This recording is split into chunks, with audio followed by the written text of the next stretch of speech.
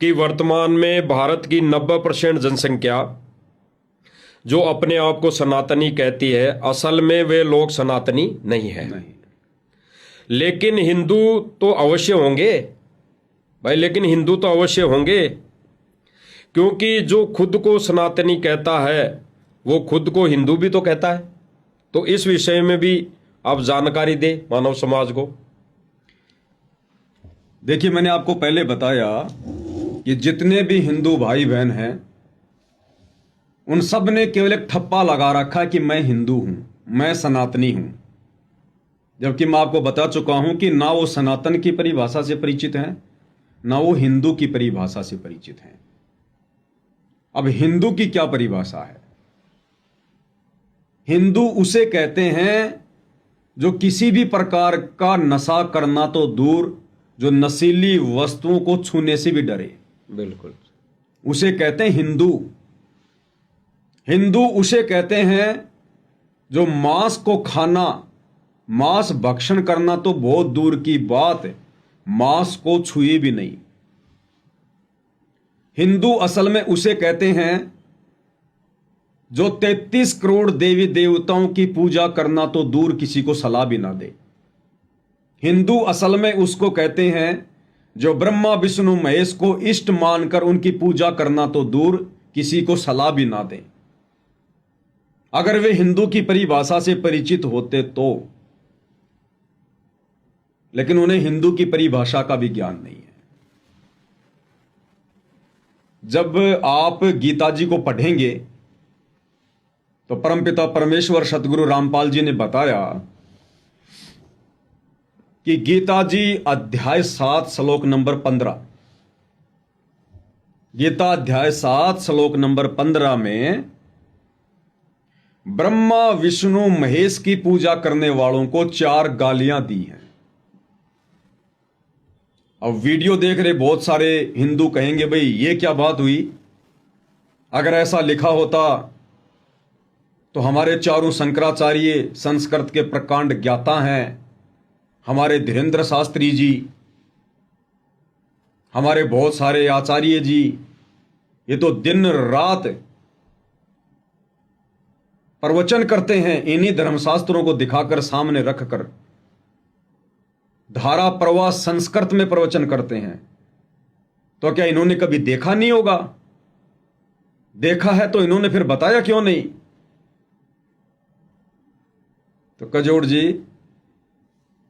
इन्होंने वेद जरूर पढ़े हैं, गीता जी जरूर पढ़ी है, लेकिन ये वेद और गीता जी कोई कॉमिक्स नहीं है, कोई चुटकुलों की पुस्तक नहीं है जो पढ़ते ही समझ में आ जाएगी। पहली बात तो चारों वेदों को पढ़ना, उनका निष्कर्ष निकालना महाभारत है, और चारों वेदों का सार यानी निष्कर्ष गीता जी। तो गीता जी कितनी सांकेतिक होगी, कितने कोड वर्ड में होगी। इसलिए गीता जी को समझाने वाला पूरे विश्व में एक समय में केवल एक ही धर्मगुरु होता है, केवल एक ही धर्मगुरु, और वो धर्मगुरु वर्तमान में पृथ्वी पर सतगुरु रामपाल जी हैं।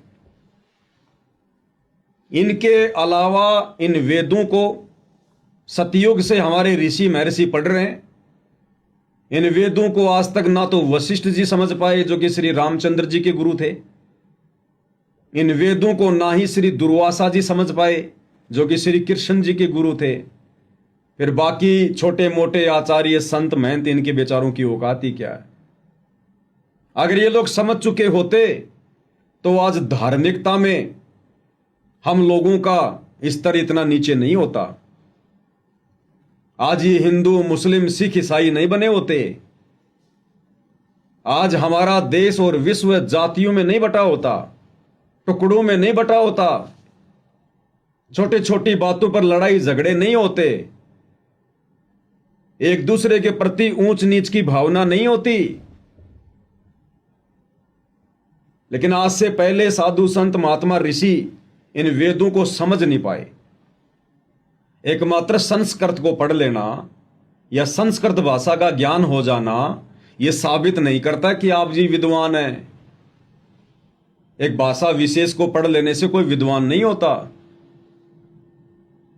जिस प्रकार एक 5वीं कक्षा का बच्चा है, उसको हिंदी अच्छे से पढ़नी आ जाती है, और पीएचडी की पुस्तकें भी हिंदी में होती हैं। वो 5वीं कक्षा का बच्चा पीएचडी की पुस्तक को जो हिंदी में है उसको अच्छे से पढ़ेगा, लेकिन क्या वो 5वीं कक्षा का बच्चा पीएचडी की पुस्तकों में जो मीनिंग लिखे हैं, जो शब्दों के जो अर्थ हैं, क्या उसको समझ जाएगा? नहीं समझ पाएगा। इसी प्रकार ये हमारे धर्मगुरु विश्वामित्र जैसे, वशिष्ठ जैसे, मार्कंडे जैसे, दुर्वासा जैसे, इनको केवल संस्कृत भाषा का ज्ञान था।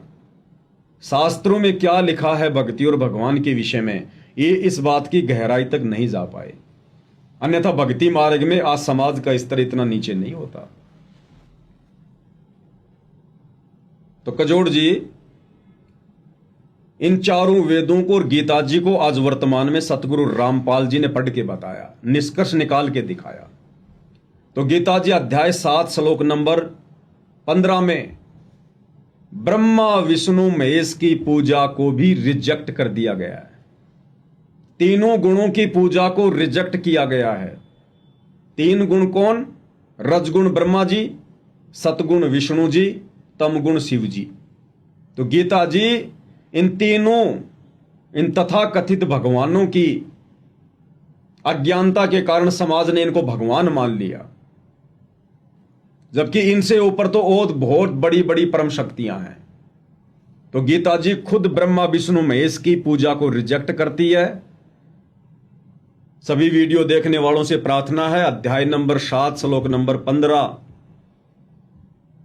आजकल तो आप गीता जी को गूगल पर भी देख सकते हैं इन अध्याय को।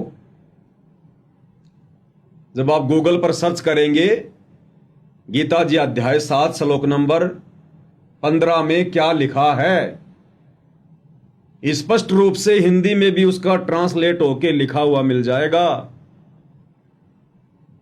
कि राक्षस स्वभाव को धारण किए हुए मनुष्यों में नीच दूषित कर्म करने वाले मूर्ख लोग गीता का ज्ञान देने वाला भगवान कहता कि मेरी पूजा भी नहीं करते, केवल तीनों गुणों की भक्ति में लगे हुए हैं, ब्रह्मा विष्णु महेश की पूजा में।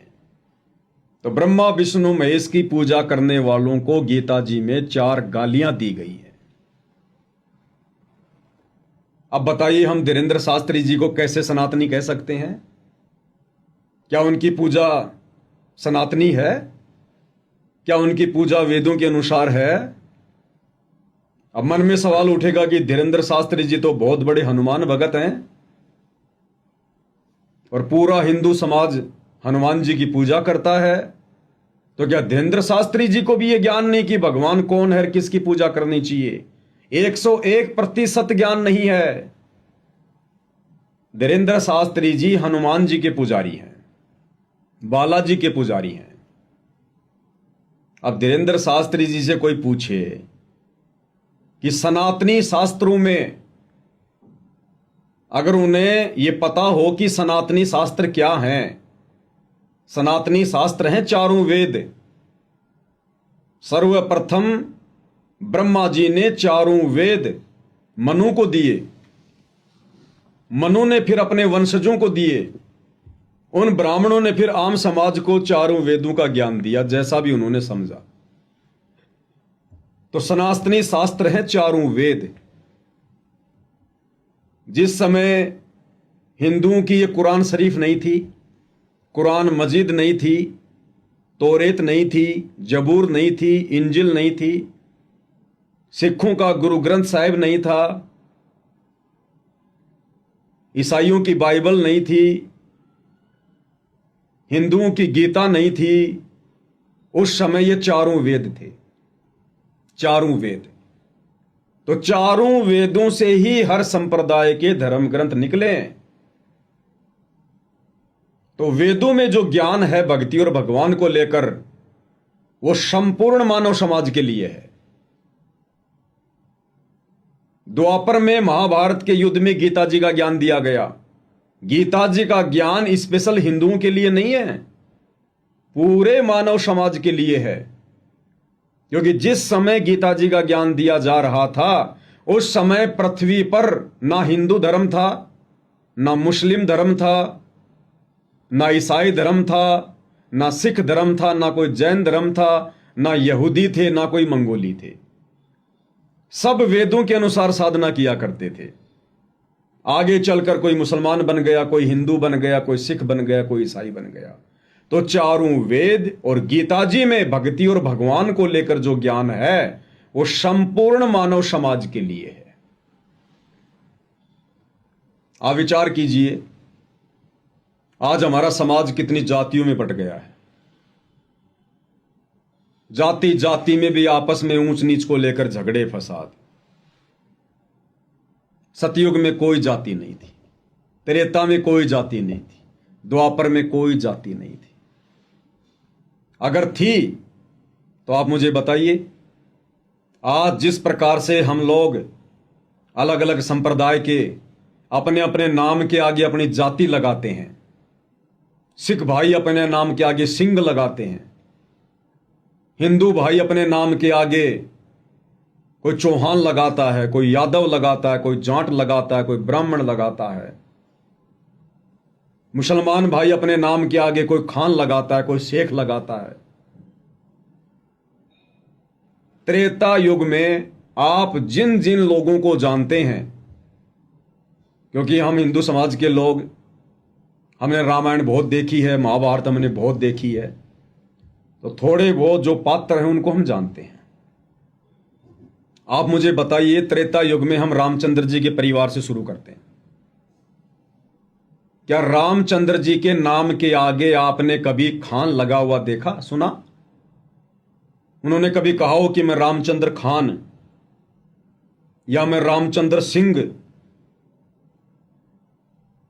उनकी माता जी ने कभी अपने नाम के आगे लगाया हो मैं कौशल्या कौर, सीता कौर, सीता बानो, कौशल्या बानो? लक्ष्मण जी ने अपने नाम के आगे कभी सिंह, कौर, कुमार, खान कुछ लगाया? भरत ने लगाया? नहीं। शत्रुघ्न ने लगाया? दशरथ के नाम के आगे पीछे कोई जाति सूचक शब्द थे? नहीं थे ना? नहीं थे। फिर आते हैं हम किष्किंधा में।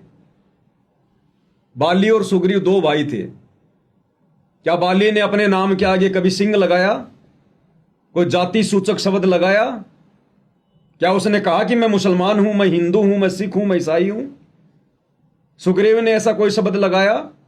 बाली का बेटा अंगद, उसके नाम के आगे कोई जाति सूचक शब्द था? रावण के नाम के आगे कोई जाति शब्द था? रावण का बेटा कौन? इंद्रजीत, मेघनाथ, अक्षय कुमार, 1,00,000 उसके बेटे थे। क्या कोई जाति सूचक शब्द था? द्वापर के बाद में सारी जातियां बनी है, सारे धर्म बने हैं, और आज पूरी की पूरी दुनिया, पूरा का पूरा मानव समाज धर्म में और जातियों में बंटकर धर्म की परिभाषा भी भूल गया।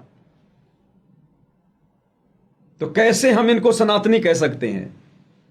सनातन में तो कोई धर्म नहीं था, कोई जाति नहीं थी, सब एक परमेश्वर की पूजा करते थे, वेदों के अनुसार साधना किया करते थे, और सब गुरु बनाकर साधना किया करते थे। सबसे बड़ी बात, बिना गुरु के कोई भी व्यक्ति अध्यात्म की शुरुआत नहीं करता था। सतयुग, त्रेता, द्वापर में जब बच्चा 3 वर्ष का हो जाता था तो अध्यात्म के अनुसार उस बच्चे को गुरु से जोड़ दिया जाता था, क्योंकि बिना गुरु के भक्ति होती नहीं है। सही।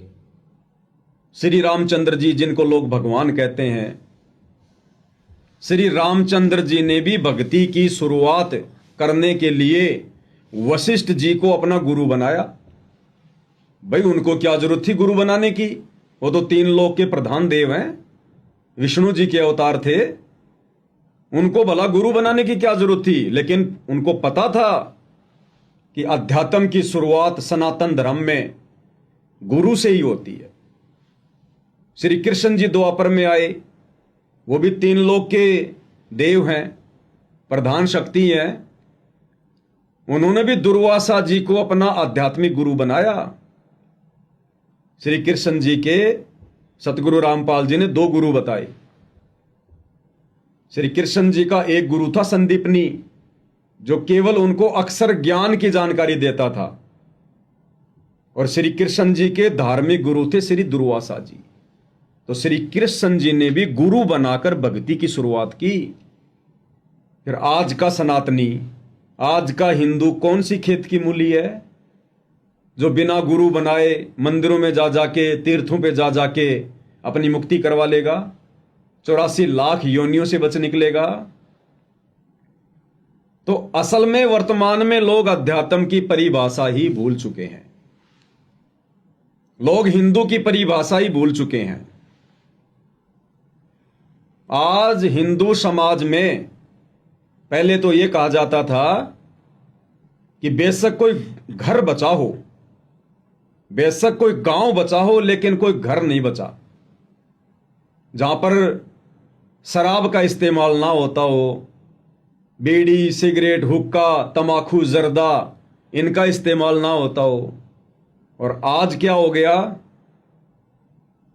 कोई इंसान बचा हो तो बचा हो, लेकिन घर नहीं बचा जिस घर में नशा ना हो, कोई व्यक्ति मांस भक्षण करने वाला ना हो।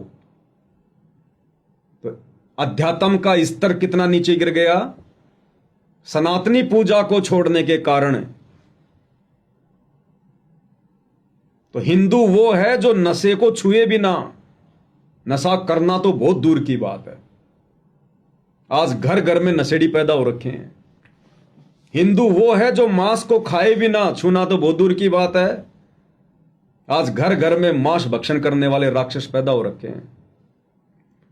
हिंदू वो है जो ब्याज पर पैसा ना दे,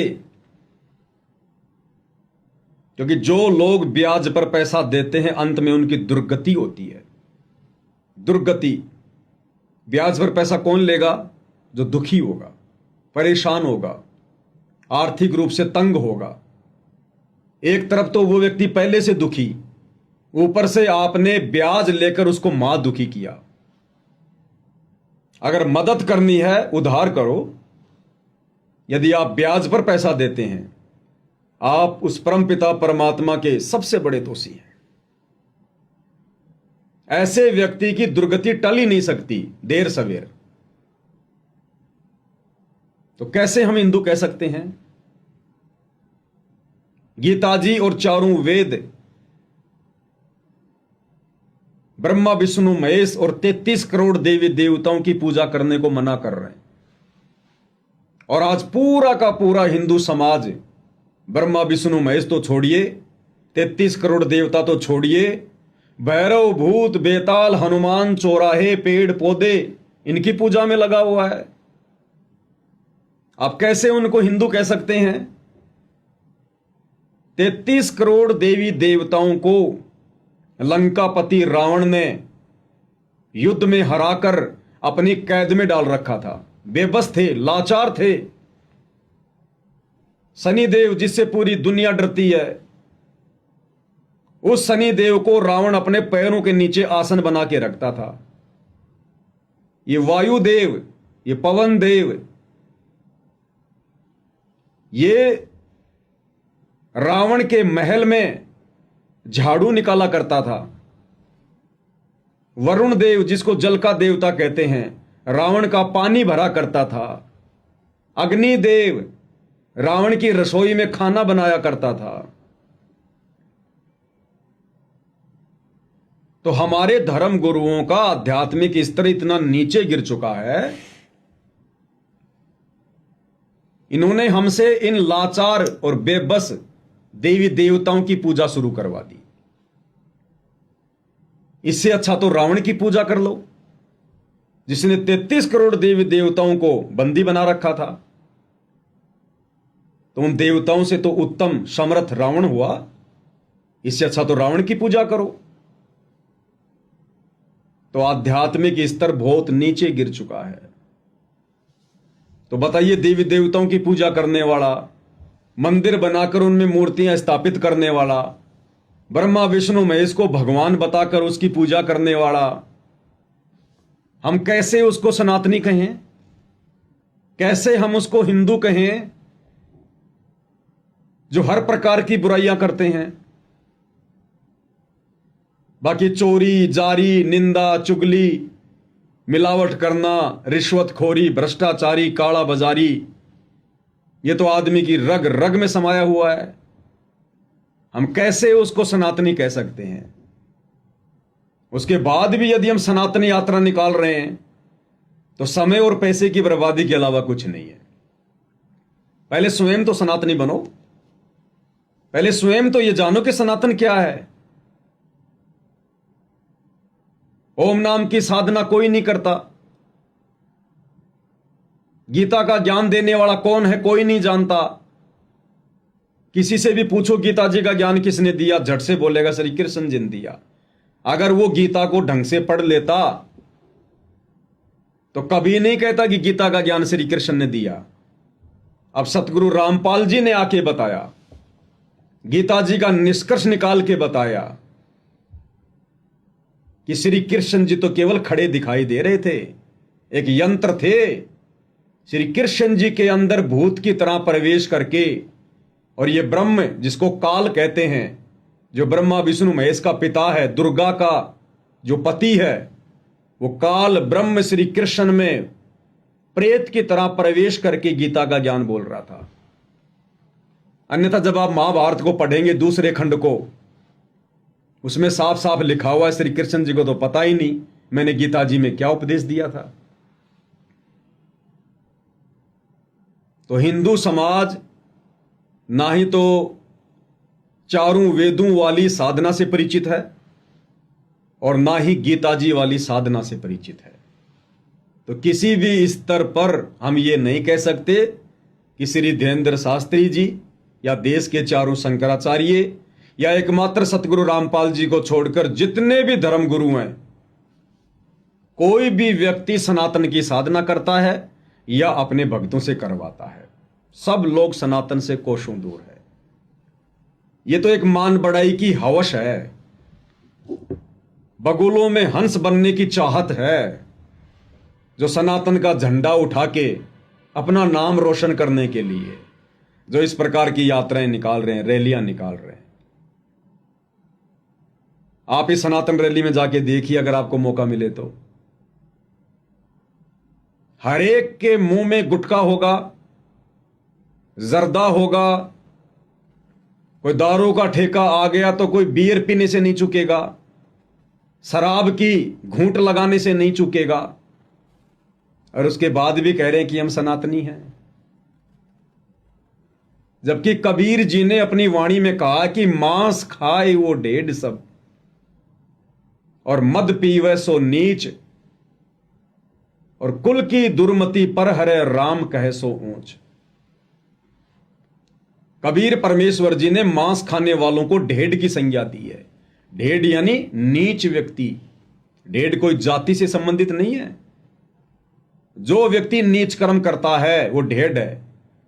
जो व्यक्ति शराब पीता है, मांस खाता है, बीड़ी, सिगरेट, जर्दा, गुटखा, पान मसाला, कोई भी नशा करता है, ब्याज पे पैसा देता है, देवी देवताओं की पूजा करता है, जो गीता जी ने मना कर रखी है, ब्रह्मा विष्णु महेश को अपना इष्ट मान के पूजता है, वो व्यक्ति कबीर जी की वाणी के अनुसार ढेड की संज्ञा में है, नीच की संज्ञा में है। फिर भी लोग अपने आप को सनातनी कह रहे हैं, अपने आप को हिंदू कह रहे हैं। अब धीरेन्द्र शास्त्री जी बालाजी की पूजा करते हैं, हनुमान जी को अपना इष्ट मानते हैं। क्या हनुमान जी की पूजा का या हनुमान जी के भी इष्ट श्री रामचंद्र जी की पूजा का हमारे चारों वेदों में कोई प्रमाण है? क्या कोई भी धर्मगुरु ये साबित कर सकता है कि चारों वेदों में दशरथ पुत्र श्री रामचंद्र जी की पूजा करने का विधान है? पूरी गीता जी में क्या कोई भी धर्मगुरु ये साबित कर सकता है कि श्री रामचंद्र जी की या हनुमान जी की पूजा करने का विधान है?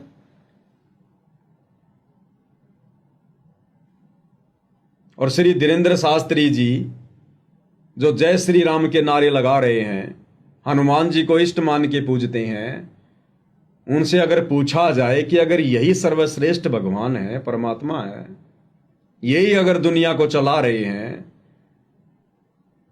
तो सतयुग के प्राणी तो जानते भी नहीं थे कि रामचंद्र कौन है, हनुमान कौन है।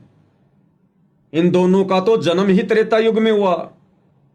त्रेता युग से पहले तो सतयुग था।